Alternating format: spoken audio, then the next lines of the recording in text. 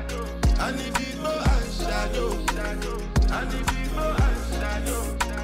Shadow, shadow, shadow.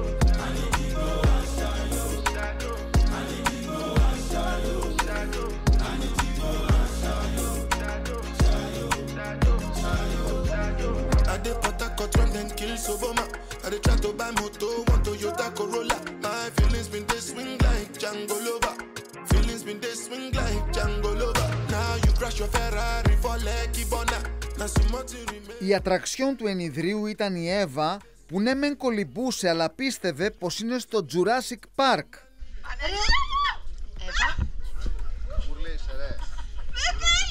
Εύα, εντάξει, ήρεμα. Στη συνέχεια όμως χαλάρωσε, άρχισε να γελάει και το απόλαυσε στο 100% μέσα σε αυτήν τη φυσική πισίνα. Ωραίο, αυτό Εύα, αυτό είσαι. Μπράβο. Δεν υπάρχει το πλάνο αυτό να ξέρεις. Μπράβο, αυτό που σε ευεργυλώνε. Μπράβο Εύα, μπράβο.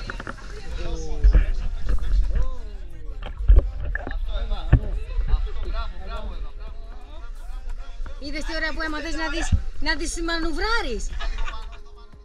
Θεωρείται μία από τις καλύτερες τουριστικές ατραξιόν του νησιού, γιατί υποθετικά οι χελώνες περιθάλπτονται και απελευθερώνονται στον ωκεανό. Επίσης λένε πως τα χρήματα πάνε για ενίσχυση του κέντρου προστασίας. Όλα αυτά είναι στα λόγια, διότι ο άνθρωπος που ήταν στο ταμείο, στη δική μας περίπτωση, που έκοβε τα ειστήρια εκείνη τη μέρα, πήγε να κάνει γυριστή και τις αποδείξεις και τα αποκόμματα. Να είστε προσεκτικοί έτσι και αλλιώς.